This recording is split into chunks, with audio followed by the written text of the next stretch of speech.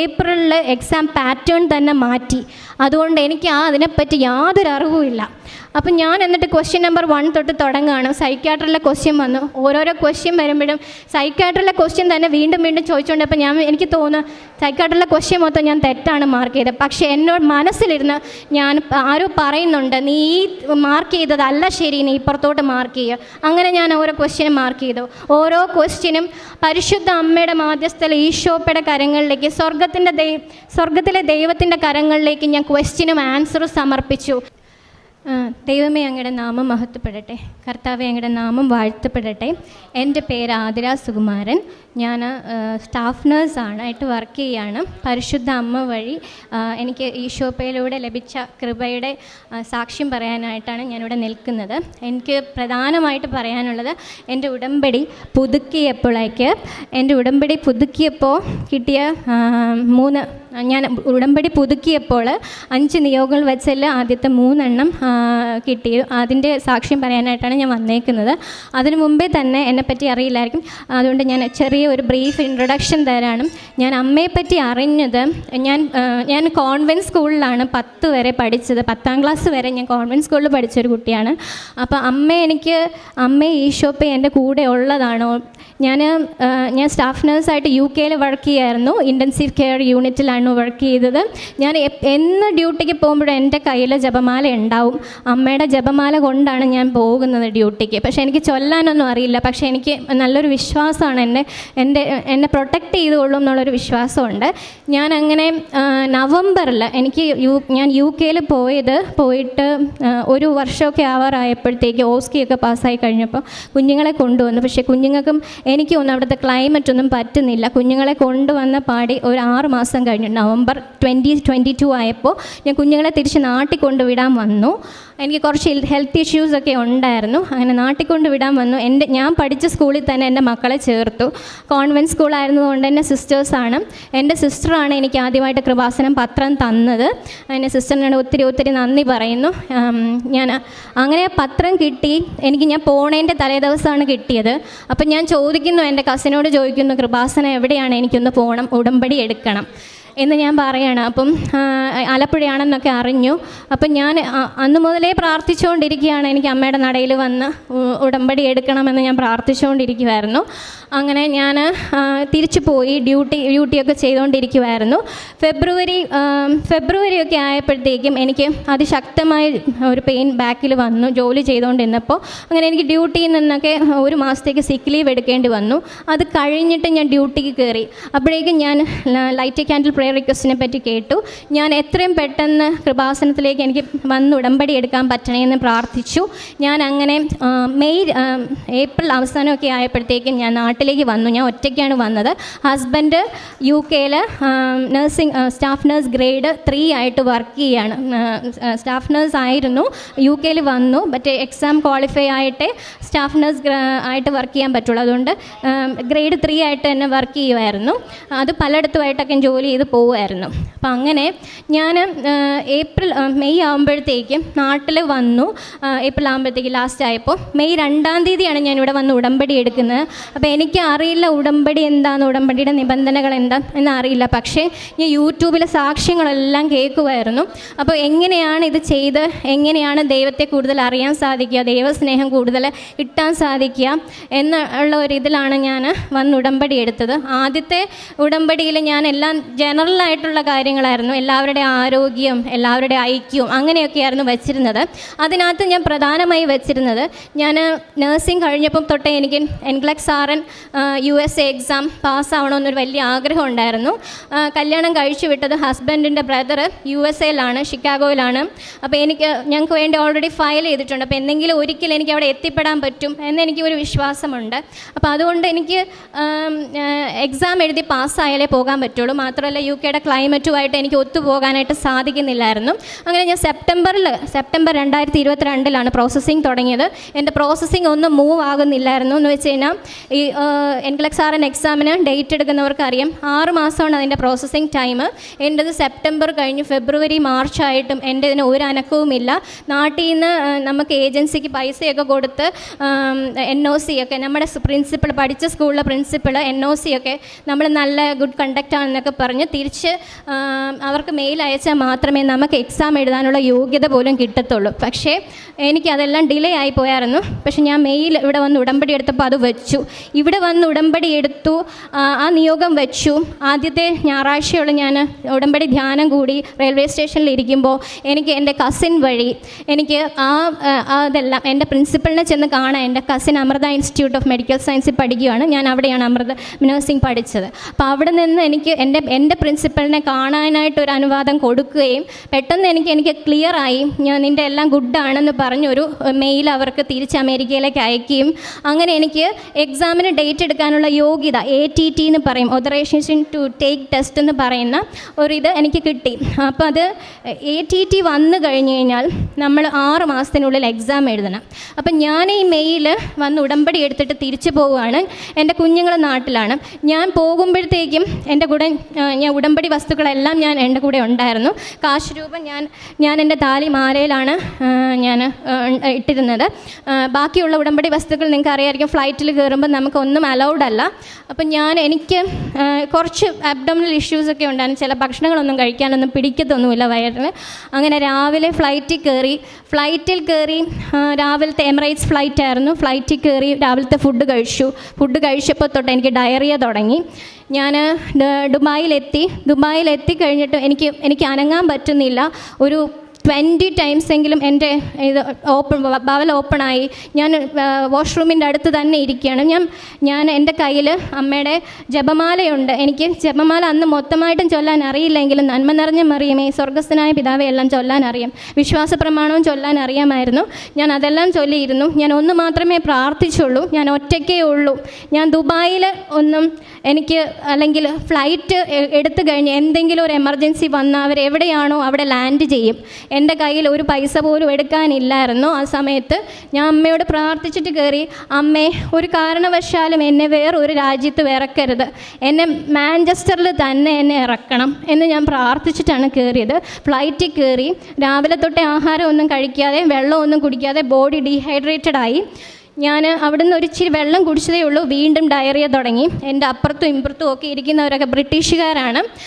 ഞാൻ അവരോട് പറഞ്ഞു I am going to faint.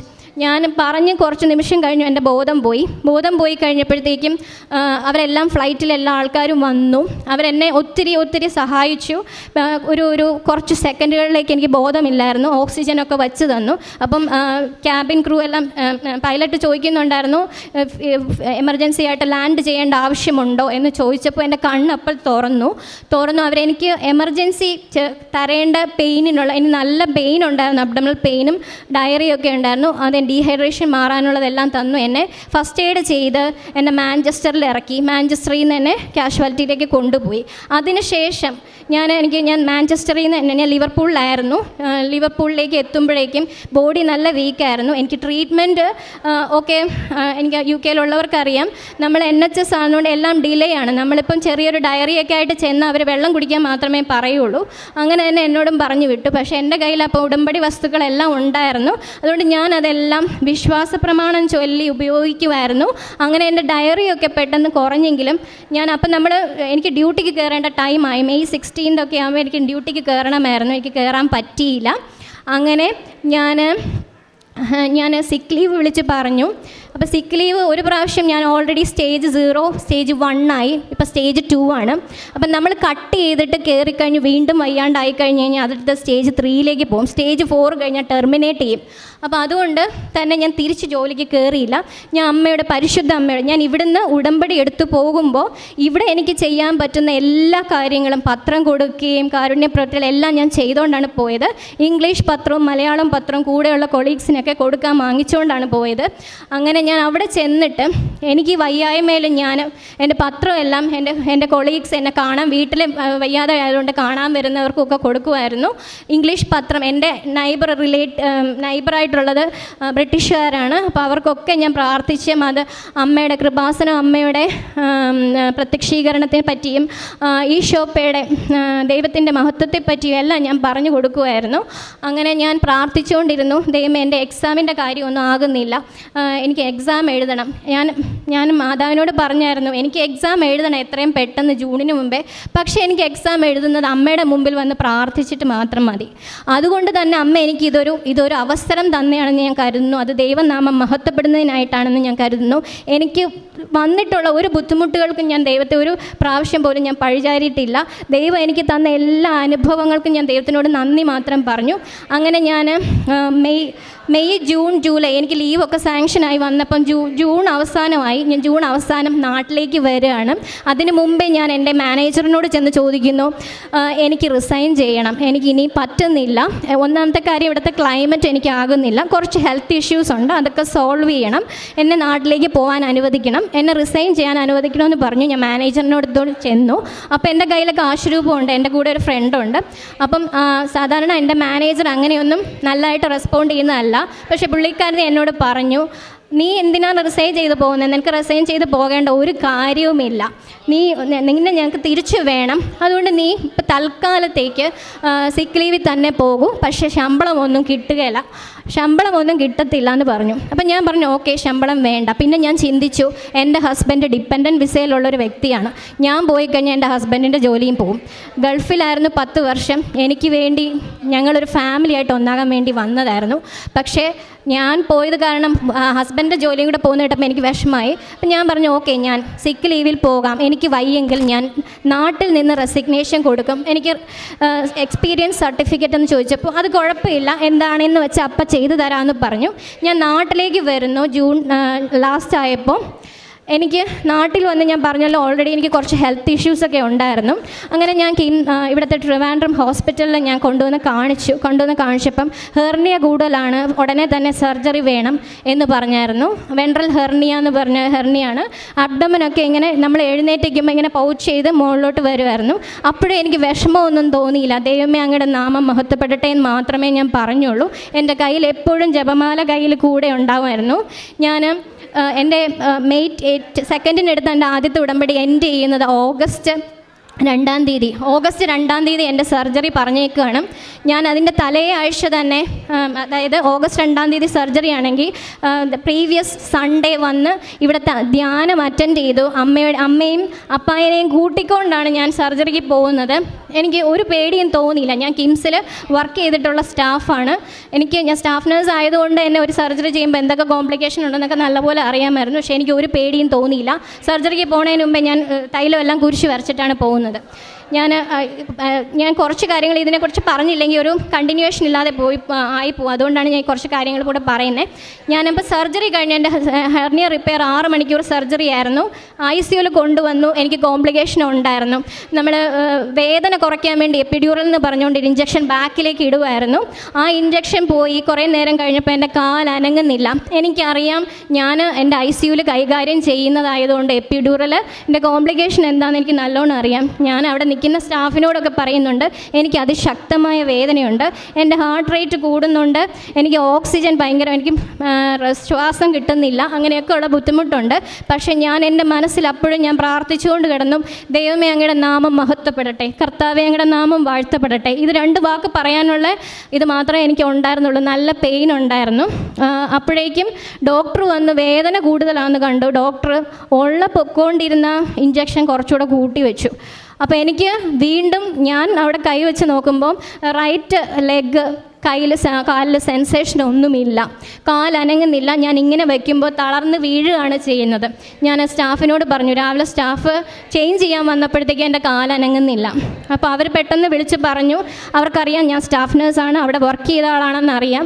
അപ്പോൾ അതുകൊണ്ട് തന്നെ അവർ പെട്ടെന്ന് അതിനുള്ള ഇതൊന്ന് ഡോക്ടർ വന്നു, ഇഞ്ചക്ഷൻ സ്റ്റോപ്പ് ചെയ്തു. ഞാൻ അമ്മയോട് ഇത്രയും മാത്രമേ പറഞ്ഞുള്ളൂ, അമ്മേ, ഞാൻ ഉടമ്പടി അവിടെ വന്ന് പുതുക്കിക്കോളാം, എന്നെ ദൈവനാമം മഹത്വപ്പെടുത്താനായിട്ടും സാക്ഷ്യം പറയാനായിട്ടും എനിക്കൊരു കൃപ തരണമേ. ഞാൻ ഇത് സ്വിച്ച് ഓഫ് ആയി കഴിഞ്ഞ് കുറച്ച് നിമിഷങ്ങൾക്കുള്ളിൽ തന്നെ എൻ്റെ കാലനങ്ങി. ഞാൻ നടന്നു, ഇറക്കിയിരുത്തി എന്നെ നടത്തി, ഡ്രെയിനെല്ലാം വെച്ച് അവർ നടത്തി. അന്ന് തന്നെ വൈകിട്ട് ഷിഫ്റ്റ് ചെയ്തു. 2-ൻ്റെ അന്ന് എന്നെ വീട്ടിലെ വാർഡിലേക്ക് ഷിഫ്റ്റ് ചെയ്തു. വാർഡിൽ ചെന്നപ്പോഴും കോംപ്ലിക്കേഷൻസ് ഒക്കെ ഉണ്ടായിരുന്നു. എനിക്ക് വയറ്റിൽ നിന്ന് പോകാതെ ഗ്യാസ്, അബ്ഡമിനൽ സർജറിയാണ്, ഗ്യാസൊക്കെ കെട്ടിക്കിടന്ന് ഒത്തിരി ബുദ്ധിമുട്ടുകളുണ്ടായിരുന്നു. പക്ഷേ ഇവിടുത്തെ ഞാൻ സർജറിക്ക് പോണതിന് മുമ്പ് ഇവിടുത്തെ പരിശുദ്ധമായ കിണറിലെ ജലം ഞാൻ കൊണ്ടുപോയിരുന്നു, ഉപ്പ് കൊണ്ടുപോയിരുന്നു, കാശ്രൂപം ഒക്കെ കൊണ്ടുപോയിരുന്നു. എല്ലാം എനിക്ക് ബോഡിയിലെത്തിയപ്പോഴാണ് എൻ്റെ കൈകളിലേക്ക് കിട്ടുന്നത്. എൻ്റെ അമ്മയാണ്, എൻ്റെ അമ്മയ്ക്ക് കൈക്കൊരു സ്വാധീനക്കുറവുള്ളതാണ്, അമ്മയാണ് എൻ്റെ കൂടെ നിന്നത്. അതുകൊണ്ട് തന്നെ ഞാൻ എൻ്റെ ഒരു കസിൻ ചേച്ചി വന്നപ്പോഴത്തേക്കും എനിക്കിതെല്ലാം കൊണ്ടു തന്നു. ഞാൻ വിശ്വാസ പ്രമാണം ചൊല്ലി പ്രാർത്ഥിച്ചു. ഡോക്ടേഴ്സ് എനിമ വരെ ലാസ്റ്റ് വെച്ചു, എൻ്റെ വയറ്റിൽ നിന്ന് പോകുന്നില്ല. ഞാൻ വേദന കൊണ്ടും ഗ്യാസ് എല്ലാം കൂടെ അടിയിൽ കയറി പിടിച്ചിട്ട് എനിക്ക് വേദന കാരണം സഹിക്കാൻ വയ്യായിരുന്നു. ഞാൻ പറഞ്ഞു, എന്തെങ്കിലും പെയിൻ കില്ലേഴ്സ് എന്തെങ്കിലും ഉണ്ടോ?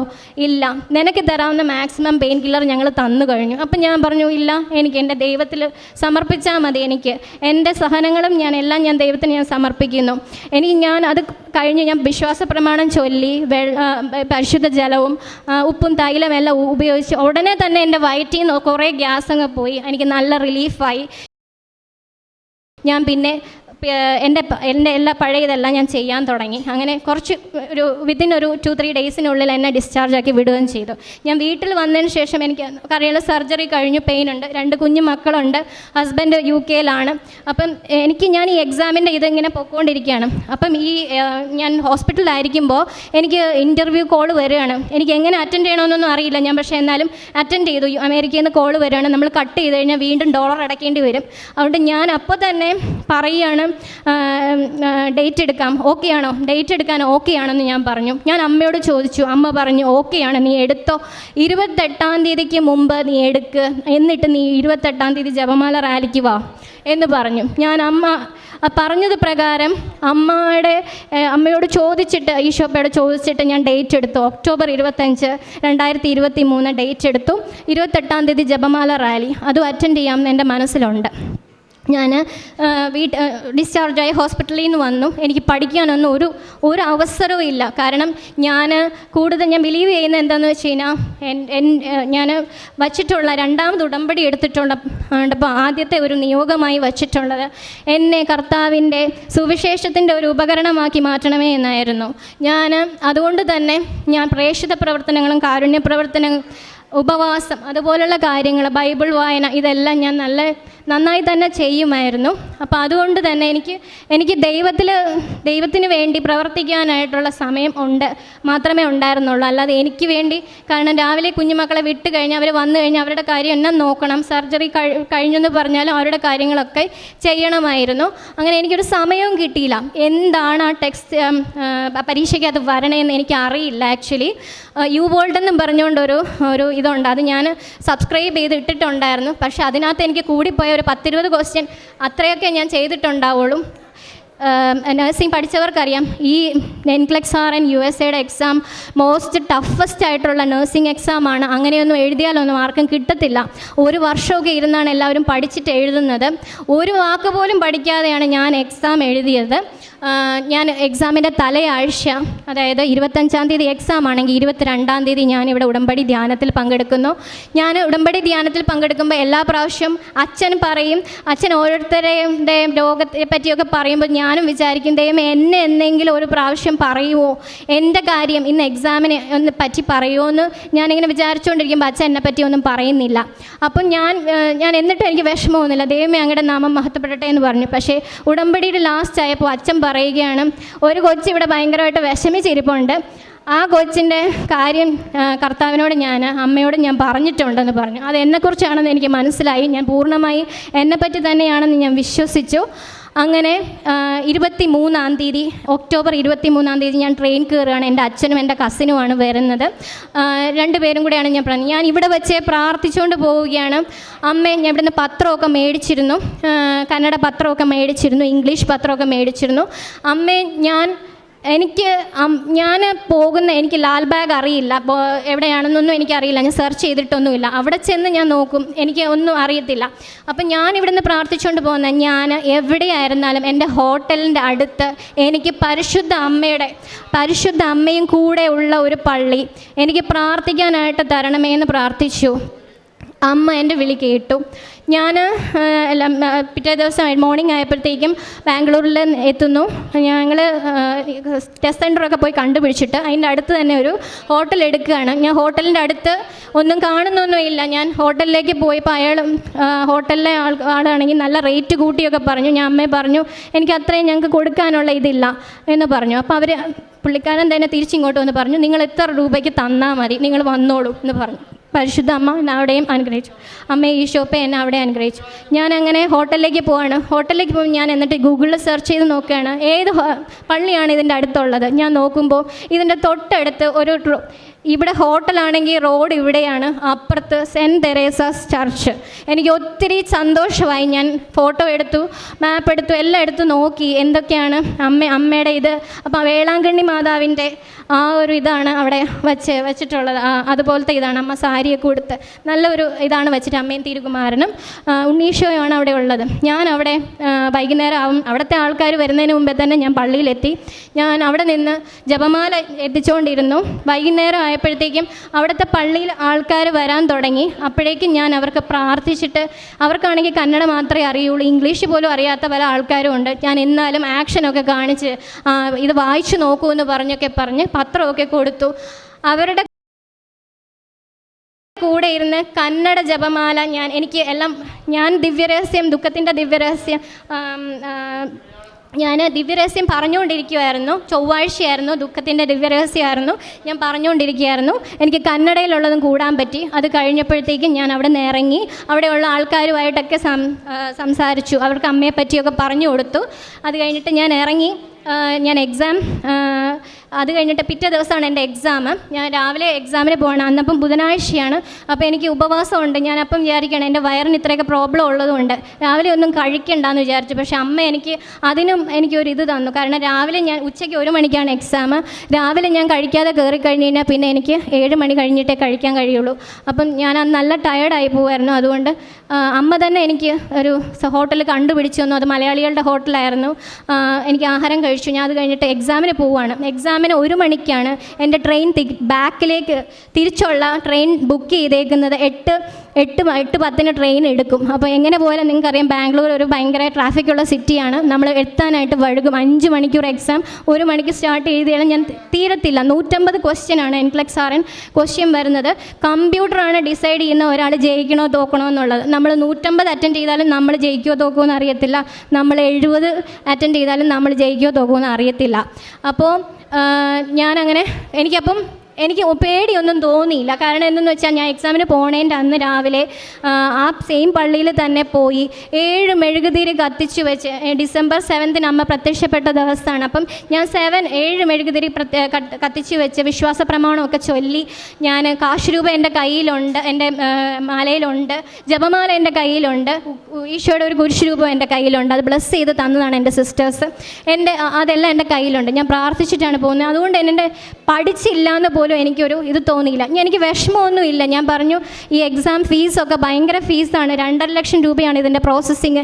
എനിക്കിനി എഴുതാനായിട്ടുള്ള ഇത് വരത്തല്ലേന്ന് ഞാൻ പ്രാർത്ഥിച്ചായിരുന്നു. പക്ഷേ അതിനുള്ള യോഗ്യതയില്ല. I have no merit, I have no confidence, I have no skill. ഞാൻ അതുകൊണ്ട് തന്നെ ഞാൻ പരിശുദ്ധ അമ്മയെ മുറുകെ പിടിച്ചു. ഞാൻ പിയേഴ്സൺ വ്യൂ ടെസ്റ്റ് സെൻ്ററിലെത്തി. ഞാൻ അച്ഛനും കസിനും പുറത്ത് നിൽക്കുകയാണ്. അപ്പം ഞാൻ എക്സാമിന് കയറി. 10:30 ആയപ്പോൾ എത്തി. ഞാൻ നേരത്തെ എത്തി. അപ്പം 1 മണിക്കാണ് എക്സാം. അപ്പം ഞാൻ പ്രാർത്ഥിച്ചുകൊണ്ടിരിക്കുകയാണ്, അമ്മ എന്നെ 5 മണിക്കൂറിലേക്ക് എക്സാം എഴുതാനായിട്ട് വിടരുത്. അതിന് മുമ്പേ തന്നെ എൻ്റെ എക്സാം തീർക്കണേന്ന് ഞാൻ പ്രാർത്ഥിച്ചിട്ട് കയറിയാണ്. പക്ഷേ ഞാൻ അവിടെ ചെന്നു. ഞാൻ അവിടെ ഇരുന്ന ഒരു സെക്യൂരിറ്റിയോട് ചോദിച്ചു, എൻ്റെ കയ്യിൽ ജപമാലയുണ്ട്, എൻ്റെ കയ്യിൽ ഈശോയുടെ കുരിശൂപമുണ്ട്, ഞാൻ ഇതെല്ലാം അകത്ത് കയറ്റിക്കോട്ടെ. കാരണം ഭയങ്കര സെക്യൂരിറ്റി ചെക്കിംഗ് ഒക്കെയുള്ള എക്സാമാണ്. നമുക്ക് എല്ലാം ഒന്നും കയറ്റി കൊണ്ട് പോകാനായിട്ട് സാധിക്കില്ല. കാശ് രൂപ മാലയിലുള്ളത് കൊണ്ട് കുഴപ്പമില്ല, ഇതൊന്നും കയറ്റാനായിട്ട് അവർ അനുവദിക്കില്ല. പക്ഷേ അവിടെ അമ്മ ഇടപെട്ടു. എനിക്കിത് കയറ്റാൻ പറ്റി. ഈശോയുടെ കുരിശൂപവും കയറ്റാൻ പറ്റി.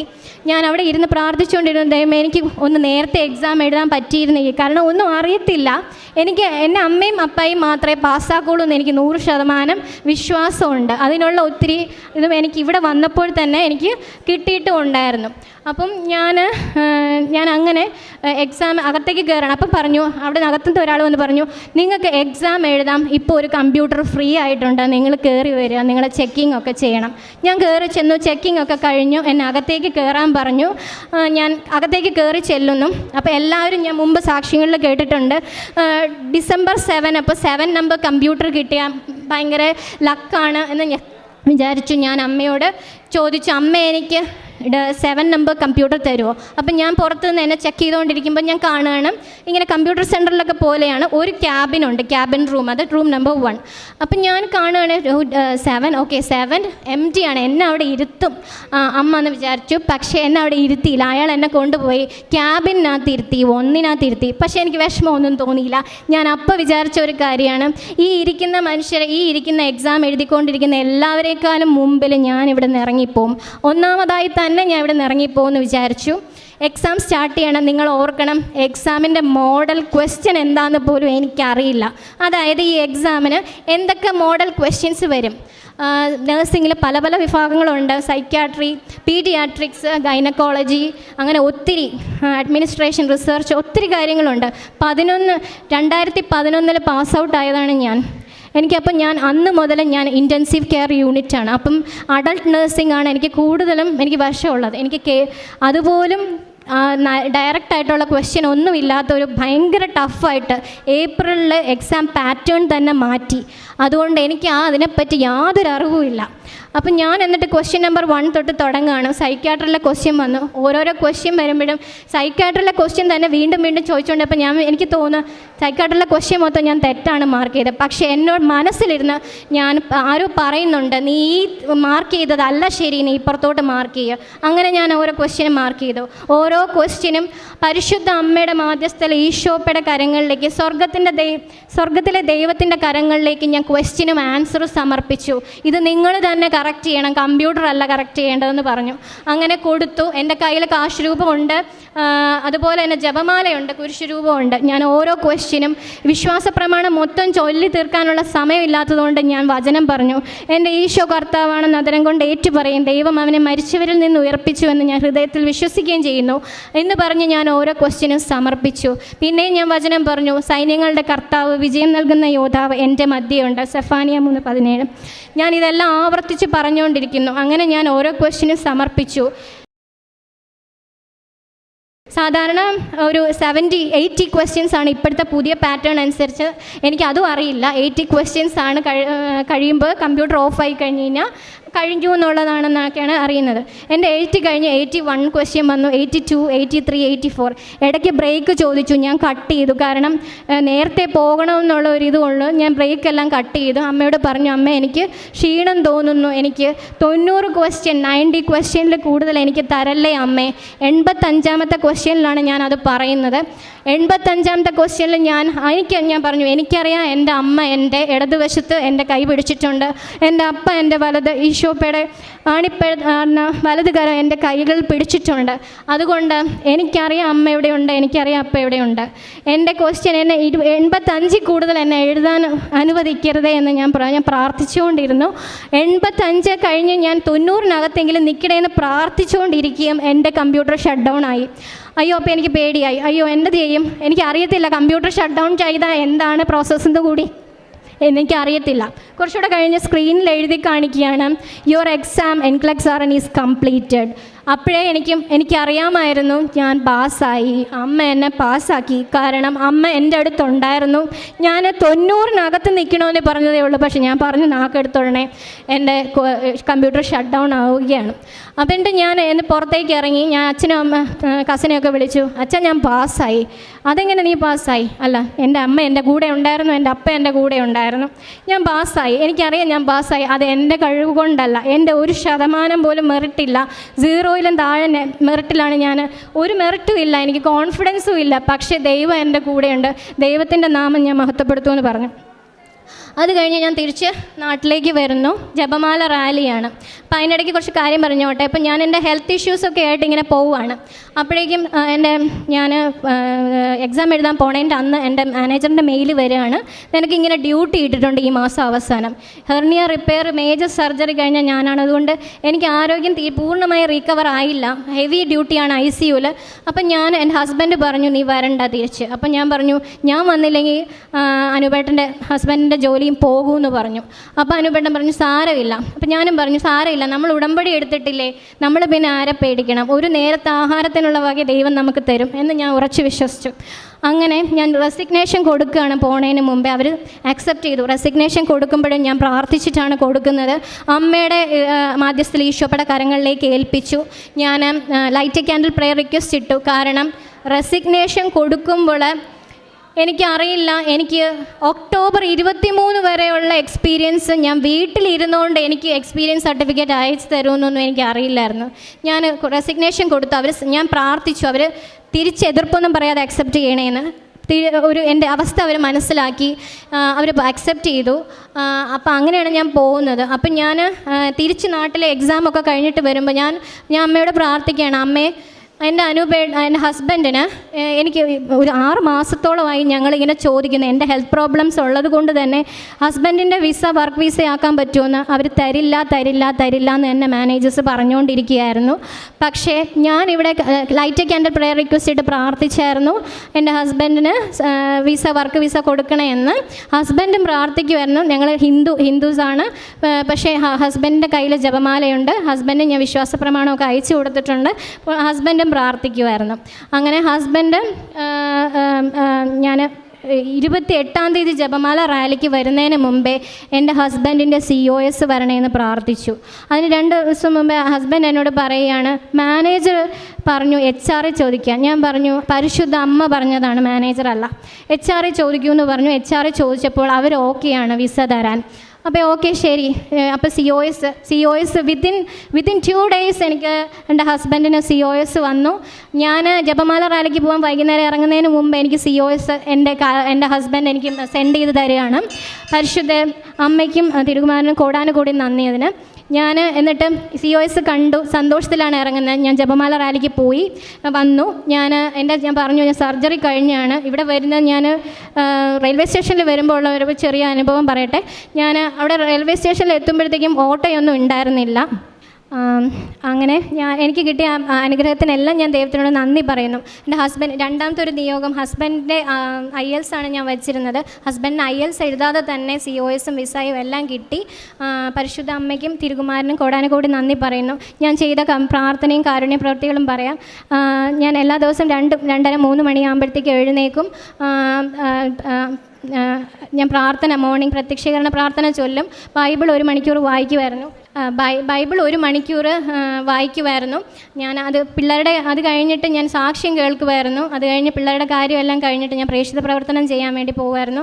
മെഡിക്കൽ കോളേജിൽ ചെന്ന് പത്രമൊക്കെ കൊടുക്കുമായിരുന്നു. ആദ്യമൊക്കെ പത്രം കൊടുക്കുമ്പോൾ എനിക്ക് നല്ലതുപോലെ എനിക്ക് നെഗറ്റീവായിട്ടുള്ള ഇതൊക്കെ കിട്ടിയിട്ടുണ്ട്, അടിക്കാൻ വരുമെന്നൊക്കെ പറഞ്ഞിട്ടൊക്കെ ഉണ്ട്. പക്ഷേ എല്ലാവർക്കും വേണ്ടി പ്രാർത്ഥിച്ച് പത്രം കൊടുക്കാൻ മാത്രമേ എനിക്ക് കഴിഞ്ഞിട്ടുള്ളൂ. എല്ലാവരിലും ദൈവത്തെ കണ്ടു കൊടുക്കാനാണ് എനിക്ക് കഴിഞ്ഞത്. അതുകൊണ്ടെല്ലാം കാരുണ്യ പ്രവൃത്തികൾ, ചോറ് മേടിച്ച് കൊടുക്കുക. എൻ്റെ വീട്ടിൽ വെച്ചുകൊണ്ട് പോകാനുള്ള സാഹചര്യം ഇല്ലാത്തതുകൊണ്ട് ഞാൻ ചോറ് മേടിച്ച് കൊടുക്കുമായിരുന്നു.